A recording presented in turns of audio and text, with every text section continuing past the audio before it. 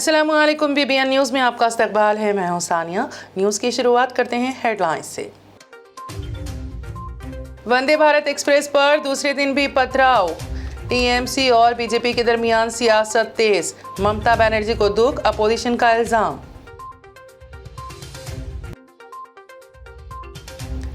इस साल कोरोना की वबा खत्म हो सकती है, डब्ल्यूएचओ के डायरेक्टर जनरल टेड्रोस ने जाहिर की उम्मीद।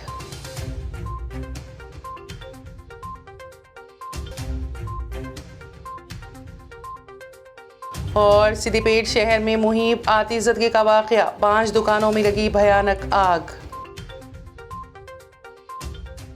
और अब खबरों की तफसील। वंदे भारत एक्सप्रेस गुज़िश्ता 2 दिनों में 2 मरतबा पथराव के बाद बंगाल में सियासत तेज़ हो गई है। पहले मालदा और मंगल जलपाईगुड़ी में वंदे भारत एक्सप्रेस पर पथराव का वाक़या पेश आया। बीजेपी के कौमी नायब सदर दिलीप घोष ने इस वाक़े को जय श्री राम के नारे से जोड़ते हुए कहा है कि कहीं ये जय श्री राम के नारे लगाने का बदला तो नहीं है। कश्मीर में भी मुहब्बे वतन शहरियों पर पथराव किए जाते हैं। दिलीप घोष ने कहा है कि वंदे भारत एक्सप्रेस का एक स्टेशन पर लोगों ने खैर मकदम किया। लोगों में जोश व खरोश था, मगर लगता है कि ये मनाजिर देखकर ममता बनर्जी को दुख हुआ है। वो लोगों को आगे बढ़ते हुए देखना नहीं चाहती हैं, इसलिए पथराव किया जा रहा है। घोष ने कहा कि इस तरह के वाक़यात से रियासत के लोगों की बदनामी हो रही है। उन्होंने कहा कि देसी टेक्नोलॉजी का इस्तेमाल करते हुए हमने ये सेमी बुलेट ट्रेन बनाई है।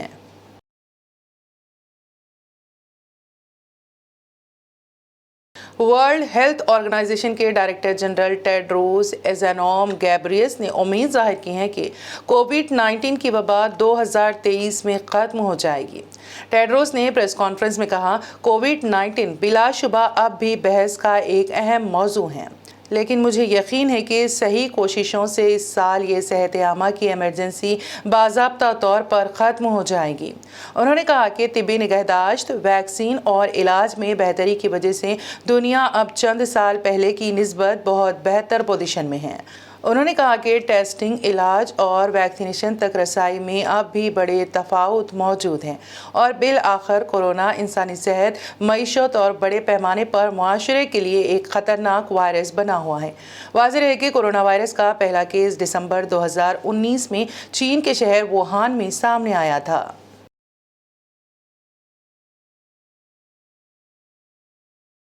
वज़ीर दाखिला अमित शाह के जहाज़ ने बुध की रात गुवाहाटी के बैनुल-अक़वामी हवाई अड्डे पर इमरजेंसी लैंडिंग की। ओहदेदारों ने बताया है कि अमित शाह को अगरतला जाना था, लेकिन घने कोहर की वजह से जहाज़ अगरतला हवाई अड्डे पर नहीं उतर सका। एटीएस ज़राए के मुताबिक इसके बाद जहाज़ को गुवाहाटी के बैनुल-अक़वामी हवाई अड्डे की जानिब डाइवर्ट कर दिया गया, जहाँ वो महफूज उतरे। अमित शाह आज त्रिपुरा में बीजेपी की रथ यात्रा को हरी झंडी दिखाएंगे। 8 रोज़ा यात्रा इस दिन शुमाली त्रिपुरा जिले के धर्मनगर से शुरू होगी।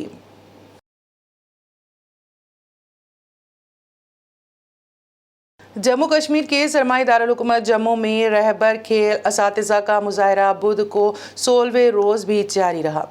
खेलों के असातिज़ा जम्मू शहर के प्रेस क्लब के बाहर जमा हुए हैं और अपने मुतालिबात के हक़ में नारे लगाते हुए डोगरा चौक की तरफ बढ़ने लगे।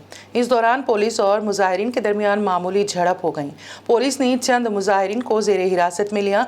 झड़प के दौरान एक खातून बेहोश पाई गई। इस झड़प के बाद रहबर खेल असातिज़ा हुकूमत और पुलिस के खिलाफ एहतजाज कर रही हैं।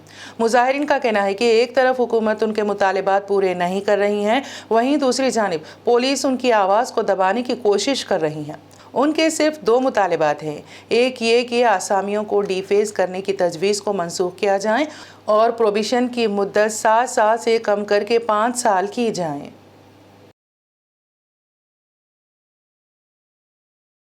सिद्दीपेट शहर में मुहिब आतिशज़दगी का वाक़या पेश आया। एक दुकान में चारशंबे के निसफ शब के बाद आग लग गई और आग मुत्तसिल दुकानों तक फैल गई, जिसके नतीजे में 5 दुकानें जल गईं। इत्तला मिलते ही फायर ब्रिगेड के अमले ने मौके पर पहुंचकर आग पर काबू पा लिया। हुक्काम ने बताया कि कोई जानी नुकसान नहीं हुआ क्योंकि दुकानों में कोई मौजूद नहीं था। पुलिस ने मुकदमा दर्ज कर लिया है और वाक़े की तहकीकात कर रही है।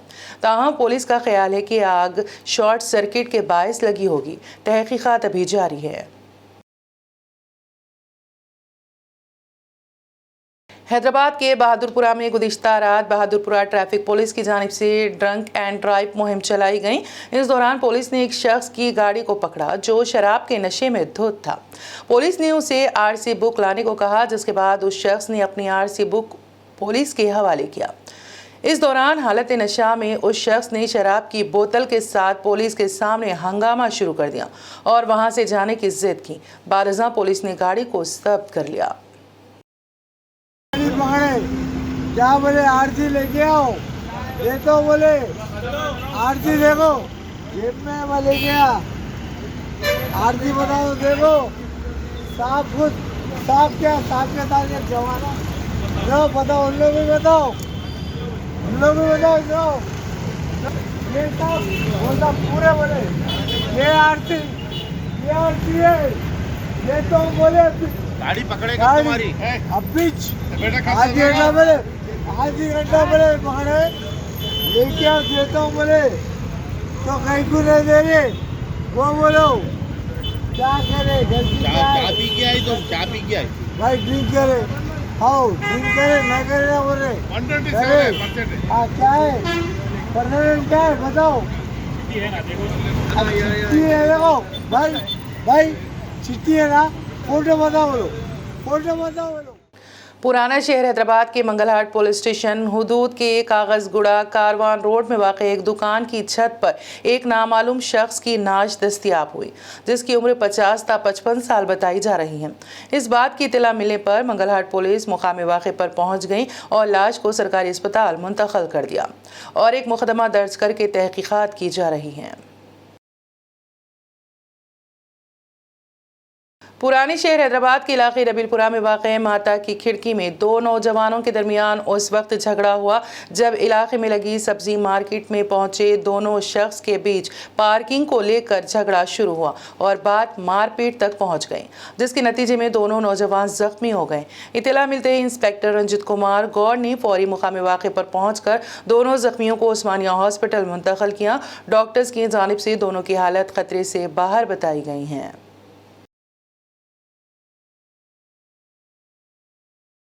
आज तकरीबन 9:40 या 10:15 के बीच में माता खिड़की एरिया में मार्केट चल रहा, मार्केट के एरिया में कुछ गड़बड़ हो रहा है बोल के हमारे को फ़ोन आए। फ़ोन के 100 डायल आए तो 100 का हम वहाँ पहुँच गए। पहुँच जाने के बाद वहाँ पे दो जख्मी हैं, उन लोगों को इमीडिएटली हॉस्पिटल शिफ्ट कर लिए।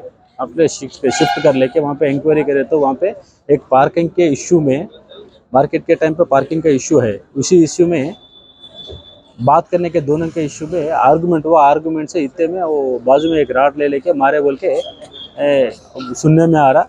इसी के ऊपर अगर अभी लोग डिस्चार्ज हो गए, आउट ऑफ डेंजर है, पुलिस स्टेशन का के कंप्लेंट ले लेके उसके ऊपर जो कार्रवाई करना केस करके कार्रवाई करते हैं। तेलंगाना महकमे तालीमात की हिदायत पर स्कूल एजुकेशन आदिलाबाद के ज़ेर एहतमाम पहला कदम प्रोग्राम के तहत बुध के रोज़ मंडल सतह पर मंडल एजुकेशन ऑफिसर जयशिला की सरपरस्ती में और Muzaffar Hussain nodal officer Adilabad, Hoor Bano nodal officer Adilabad urban, Manjula nodal officer Mawala की निगरानी में तदरीसी व इक्तिसाबी अशिया मेले का इफ्तिताह अंजाम दिया। इस मेले में आदिलाबाद देही, आदिलाबाद अर्बन और मवाला मंडल्स के तमाम मदारिस के असातिज़ा ने अपने अपने स्कूल में मौजूद तलबा को तमाम मज़ामीन के बुनियादी तसव्वुरात में पुख्ता बनाने के लिए अपने इख्तिराई सलाहियतों को बरूए कार लाते हुए मुख्तलिफ मज़ामीन के लिए तैयार करदा बेहतरीन तदरीसी व इक्तिसाबी अशिया को इस मेले में पेश किया और अपनी सलाहियतों को उजागर किया। इस मौके पर मोहतरम तालीमात परनीतानी असातिज़ा की जानिब से तैयार करदा तदरीसी व इक्तिसाबी अशिया और असातिज़ा की काफ़ी सताइश की और बुनियादी खवानदगी और शुमारियात प्रोग्राम के मकासद के हुसूल पर जोर दिया। इस मौके पर ज़िले सेक्टर ऑफिसर नरसैया श्रीहरी, सरूद आलम, जावेद मोहम्मद आरिफ, नगमा रूही, फिरदौस फातिमा, अफसर उन्नीसा बेगम, समीरा गौहर के अलावा दीगर असातिज़ा भी मौजूद थे।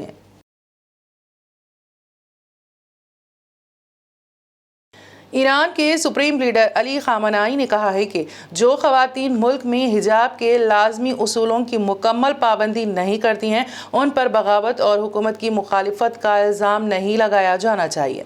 खबर के मुताबिक अली खामनाई ने मुल्क में हज़रत फ़ातिमा सलामुल्लाह अलैहा के विलादत के मौके पर दारुल हुकूमत तेहरान में अपनी रिहाइशगाह पर ख़वातीन के एक ग्रुप से मुलाकात की, जिसे मुल्क में मदर डे के तौर पर मनाया जाता है।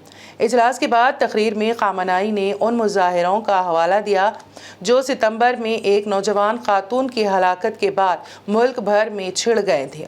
हालिया वाक़यात में दुश्मन की उम्मीद थी कि वो ख़वातीन जो सर के स्कार्फ के उसूल की सही तरीके से पाबंदी नहीं करती वो सर से स्कार्फ को मुकम्मल तौर पर उतार देगी, लेकिन ऐसा नहीं हुआ जैसा कि वो चाहते थे।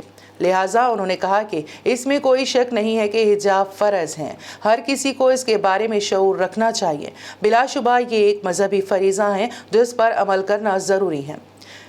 याद रहे कि 13 सितंबर 2022 को दारुल हुकूमत तेहरान इरशाद गश्ती एहलकारों के हाथों हिरासत में लिए जाने के बाद बीमारी के बायस अस्पताल मुंतकिल की जाने वाली 22 साला महिसा अमीनी की 16 सितंबर को मौत हो गई थी, जिससे मुल्क गिर मुजाहिरे छिड़ गए थे। दौरान परवाज मुसाफिर को 2 बार दिल का दौरा पड़ा। 40,000 फीट की बुलंदी पर जान बचाने का कभी तजुर्बा नहीं हुआ था। तफसीलात के मुताबिक लंदन से इंडिया जाने वाली तवील परवाज के दौरान एक डॉक्टर 5 घंटे की कोशिश के बाद एक शख्स की जान बचाने में कामयाबी हासिल की। 48 साला डॉक्टर विश्वराज विमाला जो बर्मिंघम के क्वीन एलिजाबेथ अस्पताल में माहिर अमराज जिगर है और वो अपनी वालिदा के साथ लंदन से इंडिया जाने वाली परवाज़ में सफ़र कर रहे थे जब दौरान परवाज़ एक मुसाफिर को दिल का दौरा पड़ा।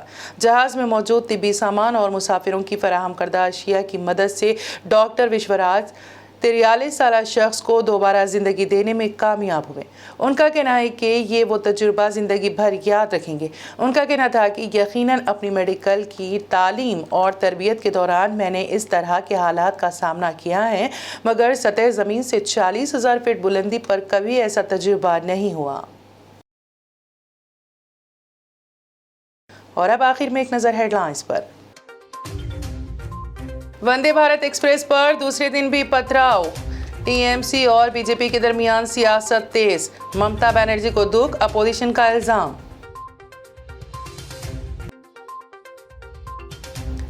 इस साल कोरोना की वबा खत्म हो सकती है, WHO के डायरेक्टर जनरल टेड्रोस ने जाहिर की उम्मीद।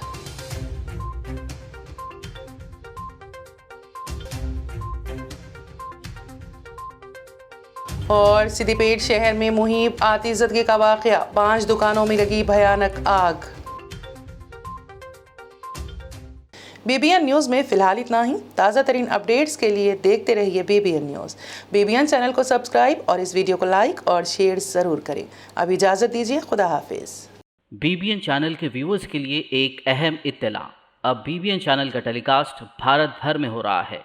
हमारे व्यूअर्स भारत में कहीं भी टीवी पर अब BBN चैनल देख सकते हैं। स्क्रीन पर BBN चैनल की टेलीकास्ट डिटेल्स दस्तयाब हैं। इसके अलावा भारत भर में किसी भी एरिया में अगर आप BBN चैनल देखना चाहते हैं तो आप अपने केबल ऑपरेटर को इसके लिए कह सकते हैं। आपकी डिमांड पर वो ज़रूर BBN चैनल टेलीकास्ट करेंगे, क्योंकि BBN एक फ्री टू एयर चैनल है। इसके लिए आपको सिर्फ हमारे दिए गए नंबर पर केबल ऑपरेटर से कॉल या व्हाट्सएप पर मैसेज करवाना है। हम आपके केबल ऑपरेटर तक BBN चैनल पहुंचा देंगे, जिससे वो आपके एरिया में टेलीकास्ट कर सकते हैं।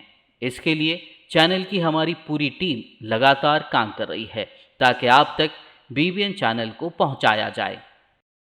इसके अलावा BBN चैनल को भारत भर में रिपोर्टर्स की ज़रूरत है। अगर आप सहाफ़ी हैं और BBN चैनल से जुड़ना चाहते हैं तो आप भी दिए गए नंबर पर रब्त कर सकते हैं।